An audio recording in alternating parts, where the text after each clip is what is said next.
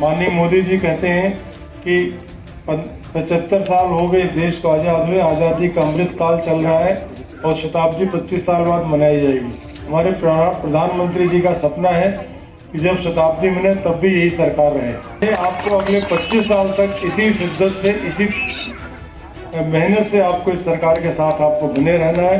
किसी के भटकाने, किसी के भरमाने में आने की बिल्कुल आप छोड़ दीजिए, ठीक है।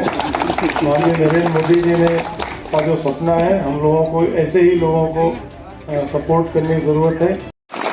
क्योंकि हमारे मुख्यमंत्री जी कहना है कि आप लोगों के आशीर्वाद से, आप लोगों की दुआओं से वो चौथी बार मुख्यमंत्री बने।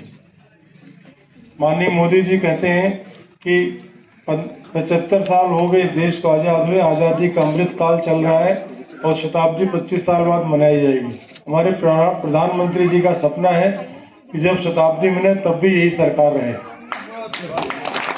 पहले आपको अगले 25 साल तक इसी शिद्दत से, इसी मेहनत से आपको इस सरकार के साथ आपको बने रहना है।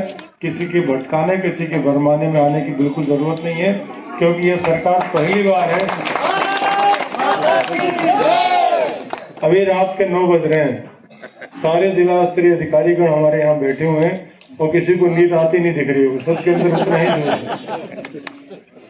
ये है, माननीय मुख्यमंत्री जी ने साफ कहा कि ये आप लोगों की सेवा का हम लोगों को दुर्लभ मौका मिला है। जब हम नौकरी में आए थे, बहुत सारे लोग हमारे साथ पढ़ाई कर रहे थे, केवल मेरा ही सिलेक्शन क्यों हुआ?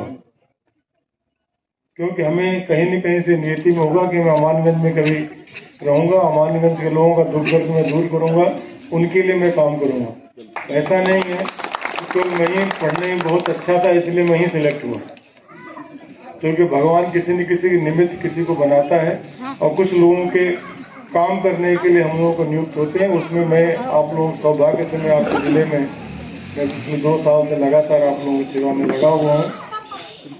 निश्चित ही ये माननीय मुख्यमंत्री जी कहते हैं बिल्कुल सच है, दुर्लभ मौका है, तो हम उस मौके को हम लोग गंवाना नहीं चाहते हैं और इसीलिए आप लोगों की सेवा के लिए हम लोग उपस्थित हैं।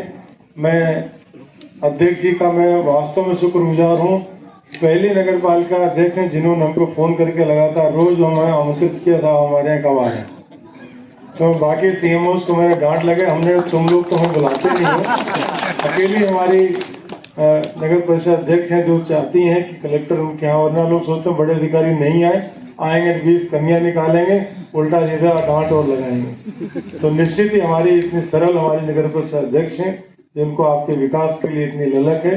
आप लोग बहुत भाग्यशाली हैं कि जो आपको ये नगर परिषद अध्यक्ष के रूप में मिली हैं और आप देश की बेटी हैं।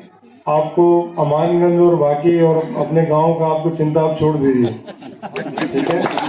माननीय नरेंद्र मोदी जी ने का जो सपना है, हम लोगों को ऐसे ही लोगों को सपोर्ट करने की जरूरत है।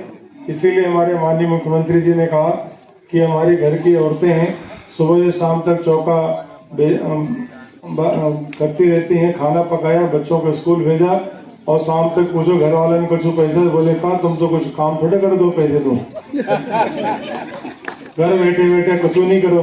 तो मुख्यमंत्री जी को पता है कि हमारी औरतें, हमारी बहनें, हमारी क्या काम करती हैं, इसलिए आपकी उसकी मेहनत को देखते हुए माननीय मुख्यमंत्री जी ने कहा कि अब हमारी जितनी भी माताएं बहनें हैं उनके खाते में हर महीने 1 तारीख को 1000 रुपया लाडली बहनों के नाम से। अभी मुख्यमंत्री जी